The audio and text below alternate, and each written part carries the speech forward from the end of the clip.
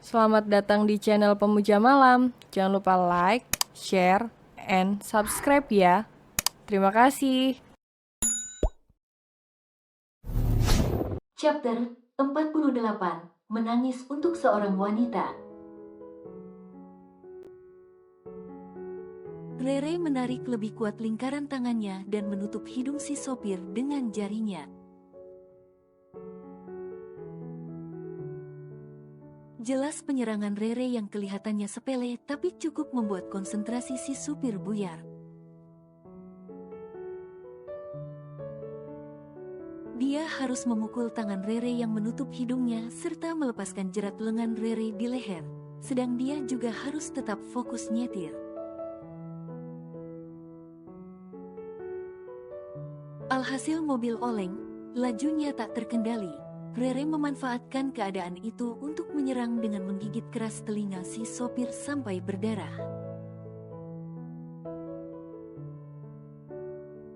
Arg!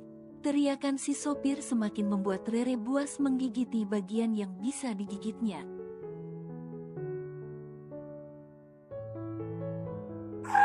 Bunyi rem yang diinjak kuat, mobil oleng, terhenti tepat di tengah jalan.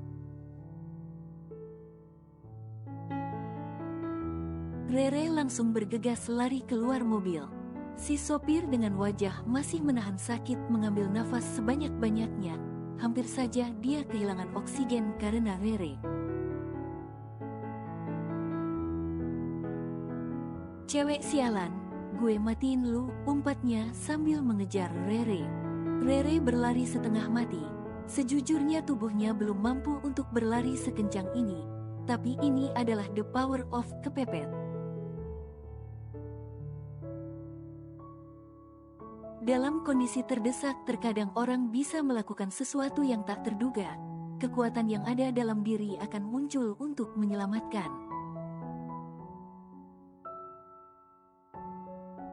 Entah sudah sejauh mana kaki Rere membawanya berlari, langkahnya sudah semakin berat, badannya mulai menggigil. Rere menoleh ke belakang sekali lagi memastikan si penculik tak lagi mengejarnya. Rere berhenti di pekarangan rumah warga, langkah kakinya tadi membawanya kemari. Dia menghela nafas panjang, kepalanya mulai berdenyut pusing. Setidaknya dia merasa aman. Jika si penculik masih mengejarnya, dia hanya perlu berteriak dan meminta tolong, pikirnya. Rere berjalan pelan mendekati rumah yang tergolong sederhana, rumah papan panggung yang diurus dengan rapi hingga terkesan elok.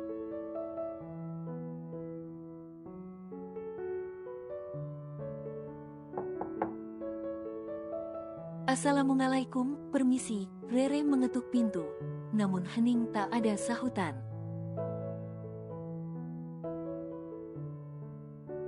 Punten, Rere mencoba memanggil lagi, namun rumah tetap hening. Rere merosot duduk di papan panggung yang digunakan sebagai lantai rumah, tenaganya habis, dadanya makin nyeri dan kepalanya pusing.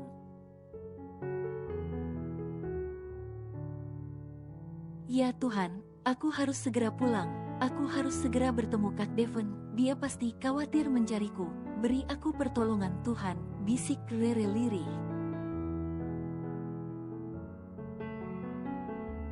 Saat ini hanya pertolongan dari Tuhan yang mampu menolongnya.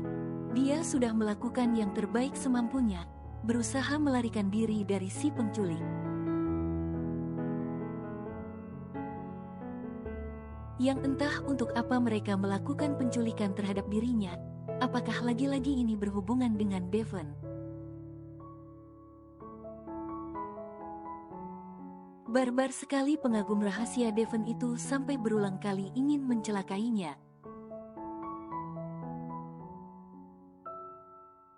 Rere tersenyum dalam ketidakberdayaannya karena kehabisan tenaga. Rere memutuskan untuk kembali berjalan, setelah dirasa kurang aman jika dia istirahat di rumah kosong. Apabila bahaya itu datang lagi, dia tidak bisa mencari pertolongan.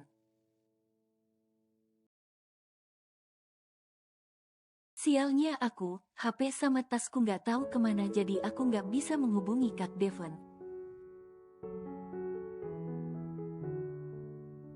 Kira-kira dia udah baca pesanku belum ya? Aku justru mengkhawatirkan dia, gumam Rere sambil menelusuri jalan kampung. Tak tahu kenapa kampung ini terlihat begitu sepi. Padahal hari masih sore, mungkin baru masuk waktu senja karena langit tampak kemerahan di ujung barat. Tapi kampung ini seolah kampung mati, tak ada tanda kehidupan. Lampu-lampu belum ada yang dinyalakan, suasana sepi, bahkan tak ada satu orang pun yang terlihat berlalu lalang. Apakah Rere tersesat? Apakah dia berada di dusun mati seperti di film horor yang sering ditontonnya? Tapi jika dilihat dari kondisi saat ini, dusun benar-benar seperti mati tak berpenghuni. Tiba-tiba bulu kuduk Rere meremang, tengkuknya terasa dingin dan berat.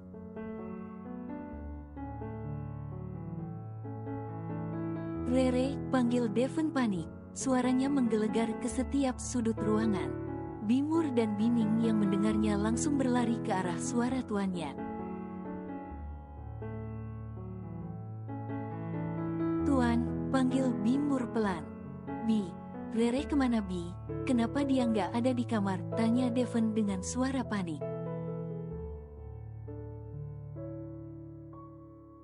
Maaf tuan, tapi non Rere memang belum pulang, sahut Bimur. Devon langsung terdiam. Dia seakan baru menyadari kelalaiannya hari ini, melupakan Rere dan membiarkan dia melakukan apapun tanpa pengawasannya. Devon baru sadar jika Rere hari ini turun langsung ke lapangan, berkeliling tanpa pengawasan dan penjagaan dari bodyguard-nya, lalu Rere mengecek produk di gudang. Semua Rere lakukan lepas dari pengawasan, sedang bahaya besar selalu mengintainya tanpa lengah.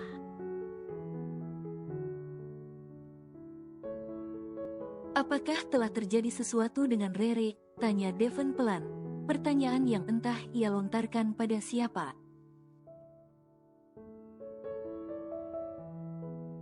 Devon langsung berlari menuju mobilnya. Mang, buka gerbang, teriak Devon memberi perintah. Mang Gimin yang baru saja mau menyeruput kopi panasnya terkaget. Namun langsung lari terbirit untuk membuka gerbang. Tanpa aba-aba Devon langsung menginjak pedal gasnya. Devon menelusuri seluruh jalan di kota, sampai jalan-jalan kampung dan jalur sepi. Matanya begitu awas memperhatikan sekitar. Dia memperhatikan tiap perempuan mengendarai motor Scoopy berwarna violet. Ray, kamu di mana? Maafkan aku yang lalai menjagamu, aku terlalu disibukkan dengan pekerjaan hari ini sampai lupa padamu. Ucap Devon dengan nada getir, rasa ketakutan bercampur khawatir membuncah di dadanya. Dia takut sesuatu yang buruk terjadi pada istri lucunya. Devon mencoba menghubungi ponsel Rere, namun tak ada sahutan sama sekali. Ponsel masih terhubung tapi tak sekalipun diangkatnya. Telilit-telilit. Panggilan masuk membuyarkan lamunan Devon. Dia amat berharap jika itu balasan panggilan dari Rere. Namun yang tersenyum di layar ponsel adalah nomor asing yang sepertinya nomor rumah.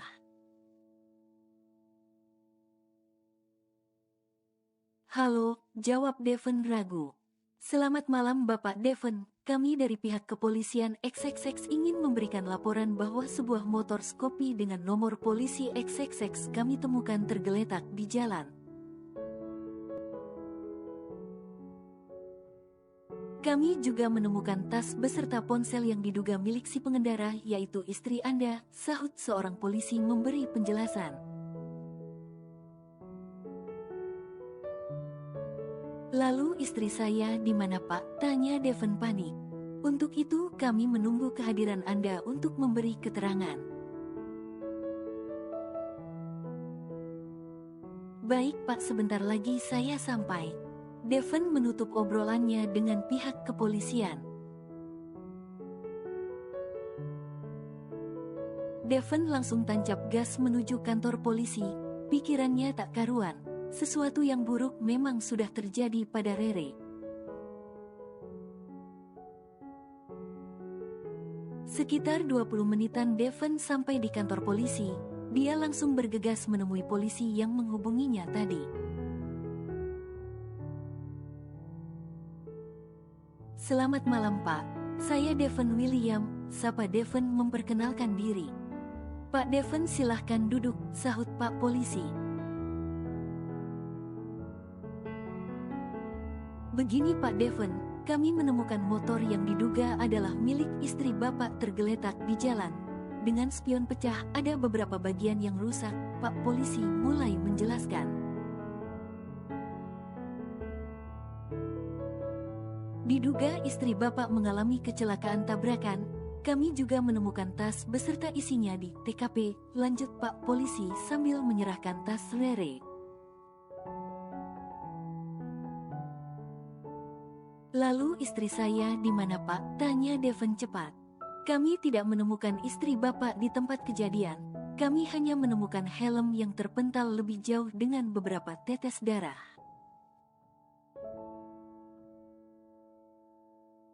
Devon menutup wajahnya. Kali ini dia benar-benar ingin menangis. Takut kehilangan Rere dan tak sanggup jika mendengar sesuatu telah terjadi dan melukainya. Pak, tolong bantu saya untuk menemukan istri saya, Pak, pinta Devon. Baik, Pak, kami akan segera investigasi. Devon keluar kantor polisi dengan gontai, air matanya lolos begitu saja. Dia tak peduli ada beberapa orang yang memperhatikannya. Bayangan Rere berputar-putar di pikirannya. Saat kemarin istri lucunya itu diserang orang tepat di depan rumahnya, lalu dulu pernah diserang Mia di kantornya. Re, I am sorry, aku telah menyebabkanmu selalu dalam bahaya. Musuhku menjadikanmu korban, maafkan aku Re. Devon berucap dengan getir, dia menangis sesenggukan di dalam mobilnya, menyembunyikan ketakutan dan kesedihan yang dalam. Baru kali ini Devon menangis untuk seorang wanita. Telilit-telilit. Halo Devon, gue kan udah bilang gue mau cuti baru 2 hari udah telpon mulu, sahut sebuah suara di ujung panggilan. Rere hilang, desyah Devon lirih. Apa? Teriak Reza kaget. Suaranya begitu menyakiti telinga sampai Devon menjauhkan ponselnya. Segera pulang, gue minta lu handle kantor yang sedang porak-poranda, gue mau fokus cari Rere. Baik, malam ini juga aku pulang. Devon membuang ponselnya di kursi sebelahnya, tatapannya tertuju pada tas kerja Rere. Devon membukanya. Ada beberapa lembar uang ratus ribuan di catatan penjualan. Devon yakin hari ini tadi Rere langsung turun ke lapangan promosi serta mencari tahu penyebab menurunnya penjualan. Devon juga melihat ada beberapa produk persis milik perusahaannya namun dalam kondisi cacat. Di situ terdapat tulisan Rere yang berbunyi, "Ini bukti adanya kecurangan." Devon membuka boks barang itu, menelitinya dengan jeli. Apa maksud Rere bukti kecurangan?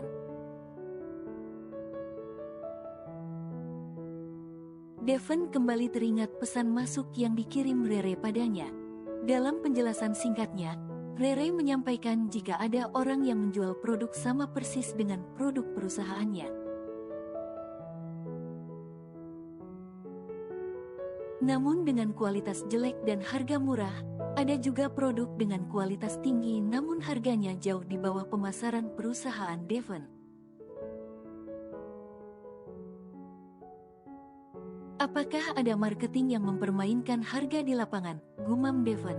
Atau ada orang yang dengan sengaja ingin menjatuhkan perusahaanku? Hari ini, Devon menemukan beberapa klien yang tiba-tiba memutuskan hubungan kerja secara sepihak. Lalu investor memberhentikan pemasokan barang ke perusahaannya dengan alasan ada perusahaan lain yang siap memberikan profit tinggi.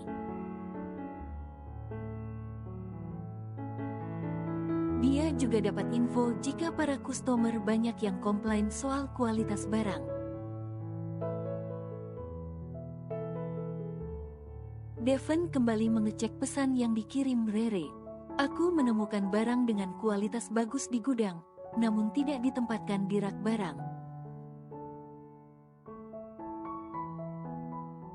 Aku tidak tahu apa itu untuk cadangan atau yang lainnya. Setelah baca pesan ini langsung bertindak ya sayang, tulis Rere. Gudang, ya gudang. Devon harus mengecek gudang malam ini juga. Dia tepiskan dulu rasa khawatir pada Rere. Dia harus menyelesaikan masalahnya satu persatu. Bersabarlah sayang, aku akan segera mencarimu, takkan ku biarkan seorang pun menyakitimu.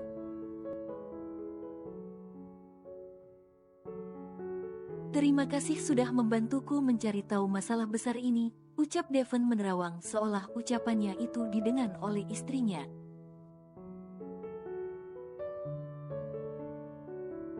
Pak Lana, satpam kantor tampak terheran saat dari kejauhan dia melihat mobil Pak Presdir sedang menuju gerbang.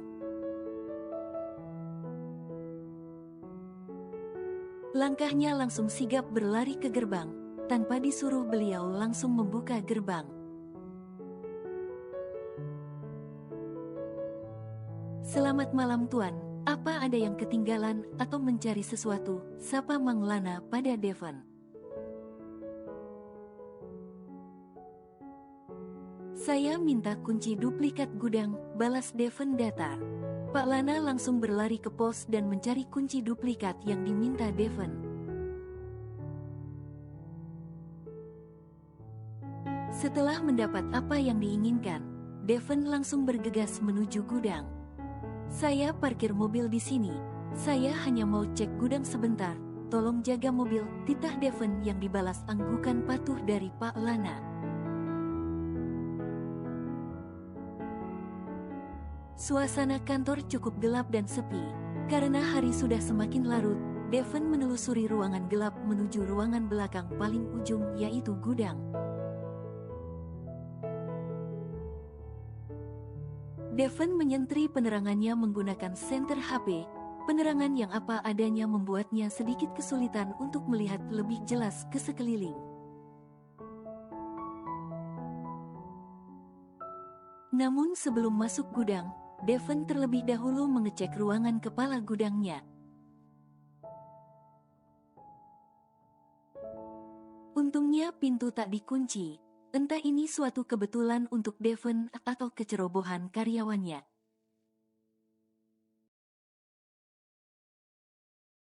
Ruangan yang begitu berserakan jauh dari kata rapi, banyak bekas kulit kacang berhamburan di meja dan lantai. Putung rokok sampai penuh di beberapa asbak dan cangkir bekas kopi tergeletak begitu saja, bahkan lebih dari 3 buah.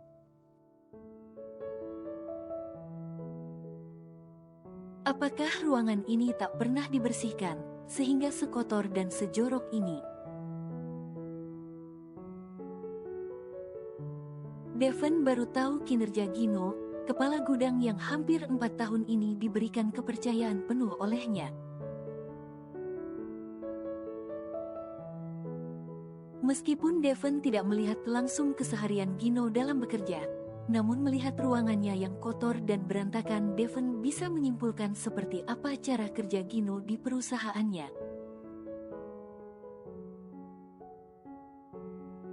Dasar pemalas, benar-benar tidak ada kata disiplinnya. Aku lalai, jarang sekali mengecek ke area gudang, gumam Devon sambil keluar dari ruangan Gino. Dia tak tahan dengan tempat yang jorok dan berantakan. Devon langsung membuka pintu gudang. Dilihatnya dengan teliti semua barang yang disusun rapi di rak sesuai merek masing-masing.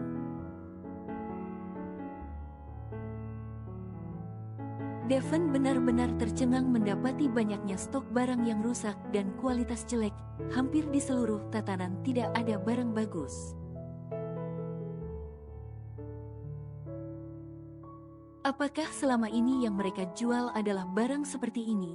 Lalu kenapa pihak distributor tidak menghubungiku? Devon menggumam sendiri.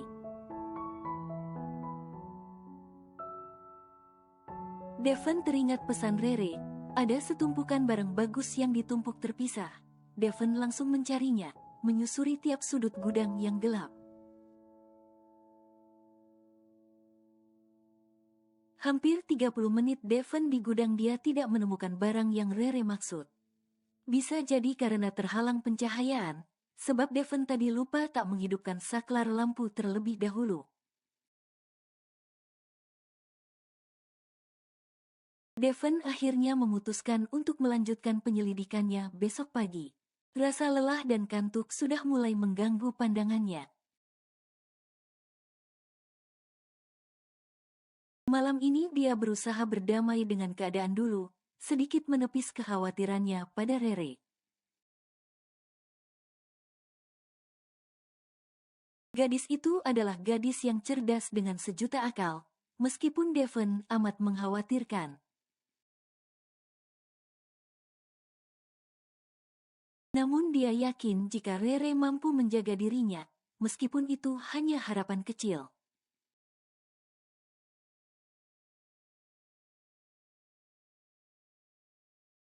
Devon baru saja menemui langsung distributor dan investornya.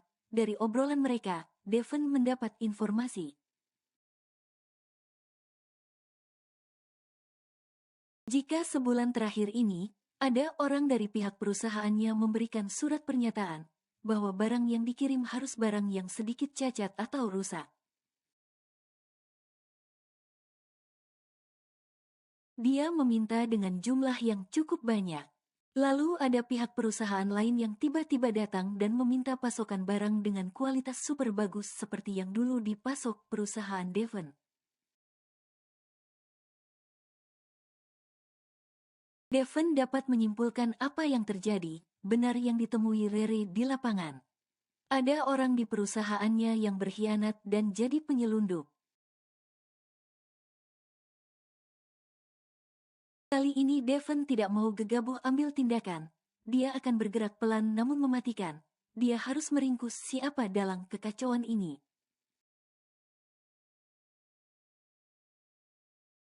Ini pasti ulah musuh atau rival bisnisnya, yang dengan sengaja ingin menghancurkan usahanya. Sungguh tindakan seorang pecundang licik. Devon, panggil Reza setelah masuk di ruangan Devon. Semua klien besar kita sudah memutuskan hubungan kerja sepihak terhadap perusahaan kita. Gue udah coba menghandle, tapi mereka menyampaikan ada pihak lain yang bersedia memberikan tawaran profit tinggi ketimbang perusahaan kita, lanjut Reza menjelaskan. Yah, gue udah tahu itu, kemungkinan penurunan jumlah penjualan juga akan semakin menurun, menurut data observasi yang Rere temukan di lapangan. Banyak customer yang sudah tidak percaya lagi dengan perusahaan kita, jelas Devon dengan nada datar. Seakan dia sudah siap dengan hal kemungkinan yang terjadi. Iya, gue dengar itu dari beberapa anak buah gue. Ja, gue mau lu handle semua ini, kita ganti produk. Gue sudah menghubungi beberapa investor kenalan gue. Lalu lu selidiki juga pihak gudang, kepala gudang, staf dan semua karyawan yang terkait. Gue curiga mereka terlibat, terutama Gino, Titah, Devon. Gino, tanya Reza ragu. Semalam gue sudah mengecek ruangannya, sangat jauh dari kata rapi dan disiplin. Gue nggak tahu apa aja yang dilakukannya dalam bekerja. Gue mau lu selidiki itu semua. Oke, gue pastikan 3 hari ke depan data itu sudah ada di tangan lu. Bagus, gue harus pergi cari Rere. Sesuatu yang buruk telah terjadi padanya. Kali ini gue belum bisa jelasin ke lu, ucap Devon menjelaskan.